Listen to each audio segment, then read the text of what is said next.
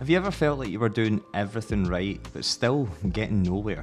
You're eating clean, you're hitting the gym 5 or 6 days a week, maybe you're even doing 2-hour sessions, but your body just doesn't seem to change the way you want it to. That was me for years. I thought I had great willpower, and I actually did, until around the 6-week mark. Every single time it was like clockwork. I'd go all in and then I'd eventually burn out. But eventually something clicked. I lost 63 pounds, and not through some magic workout or crazy diet. It all came down to one change: actually enjoying the food that I eat. So if you're new here, I'm Sylvester. I've helped over 10,000 people over the last 9 years, both in and out the gym, but mainly with their diet. Sold thousands of recipe books, and the catalyst to this was the fact that changing my diet and actually enjoying it was the change for me. The exact same with all of my clients. So in today's video, I'm going to show you the 12 daily habits that help me lose the weight, and more importantly, actually keep it off. Everyone has one big diet, and we vastly underestimate the amount of time that that big diet takes. We think 6 weeks, 8 weeks, and in some cases 12 weeks isn't enough. So how do we break that down? We have to actually enjoy it. There's only so much willpower that someone has. So for me, the biggest change was when I opened the gym, and I was still technically out of shape. I might have been strong, I was going to the gym all the time, I knew how to lift, but I just didn't look like I owned the gym. So I felt like an imposter. So for me, that was the catalyst that I had to change, I had to commit. I committed to 90 days. And it's not because that's a magic number, it's because there was a start and an end date. And I committed to the time frame regardless of what the result was, and regardless of how I felt or what happened. And doing this takes away the choice that you have when you're going public with something and you're committing to that. Ended up getting to the end of the 90 days and continuing on for another 4 weeks because I felt as if I needed to get that extra bit off. And that's when everything shifted. I got in shape, I got pretty lean, the leanest I'd ever really been at that point in my life. And then I realised it wasn't really worth it. But then that allowed me to see where I fell and what was worth it and what was sustainable. And the catalyst to all of this wasn't just the physical part of the gym, it was pretty emotional. I was due to do a skydive and I had to lose weight to do the skydive. Literally being too heavy to fall out of a plane. So a bit of a spoiler, getting shredded or in shape like that, to that extent, did not fix everything.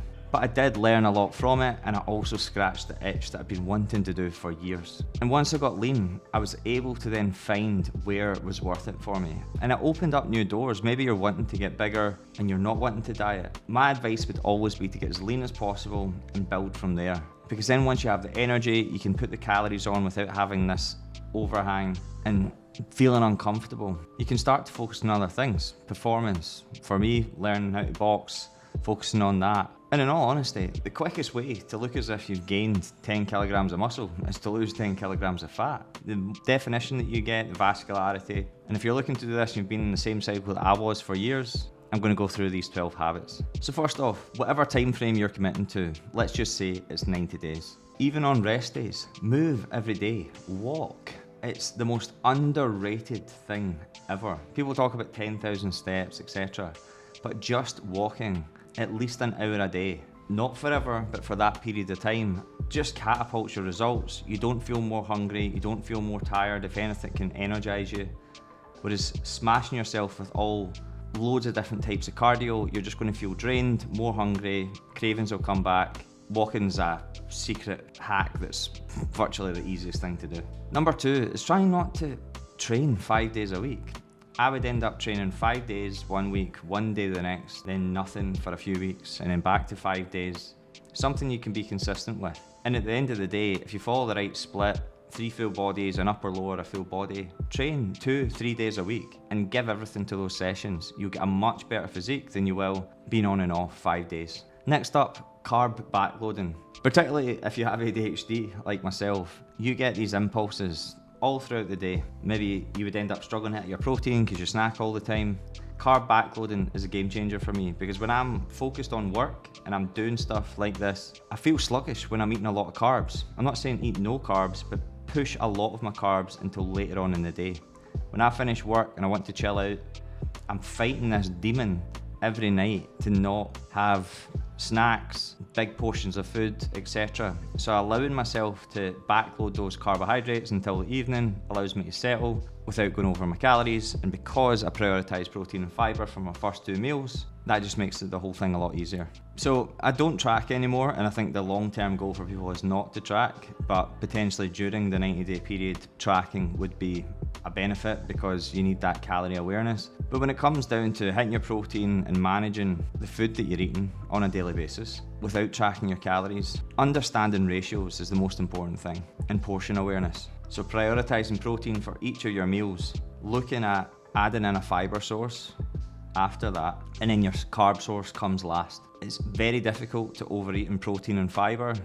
You need carbs for energy. It's not to have none of them. They're just very easy to overconsume, the same as fats. So that's the mindset that I go in with each meal that I have. Next up, on a similar note, volume eating. Take any of your meals. The goal here is to take the meal that you already have, keep the protein the same, half the carbohydrate content, but keep the volume the same. Your stomach has stretch receptors in them, which kind of expects a certain amount of volume of food. So you need to keep that the same, if not more. So water dense things, fruit, veg, etc. is going to allow you to fill your stomach up so you don't get hungry, and your ghrelin hormone doesn't release as much, whilst lowering the calories. You don't want to lower it from protein because you want to keep that high.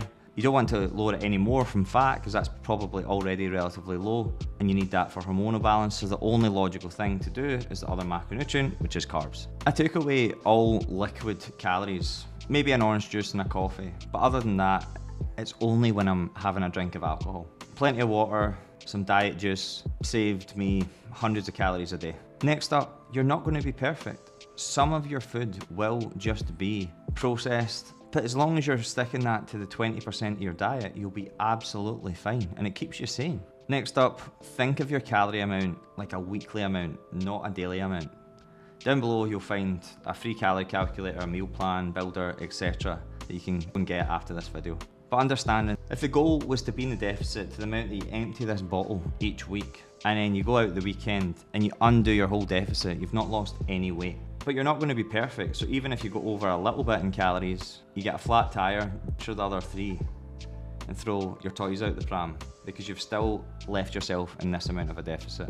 Next up, I just took my current diet of the stuff I enjoyed and made healthier versions of them. As I say, the recipe books and stuff are down below. I enjoy burgers, I enjoy pizza, I enjoy chicken and rice when it's not plain and it's seasoned and it's got nice sauces and stuff through it. And I just eat that. Wraps, quesadillas, you name it. There'll be a way to swap the meals.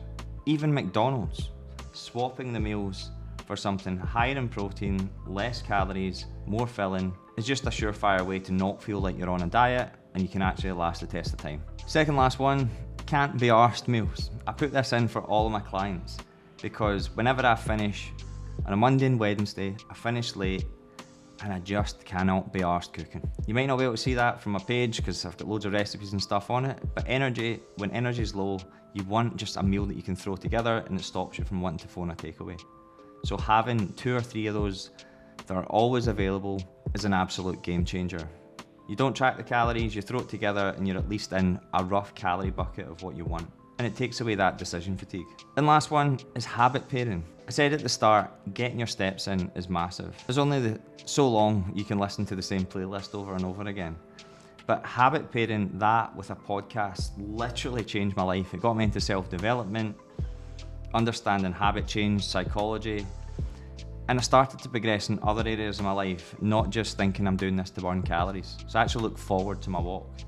Mentally, it just gave me so much clarity. My best ideas came to me during a walk, and it might even have been triggered by a podcast I was listening to. So as I said at the start, I was lying to myself. I used to eat 1 kilogram of yogurt a day, trained way more, double to triple the amount that I train right now. And I lied to myself saying that I just wanted to get bigger, and I was, but I was also just getting a lot fatter, and it made it harder to diet, and really what I wanted to be was lean. I also wanted to have muscle, but I needed to get lean first to see what I had. And if you're in that cycle, there's some free stuff down below that should help. There's also some coaching, links down below. Any questions, let us know in the comments. And if you want to learn where you fall in that scale, you can watch that video here, and I'll see you in the next one. Bye bye.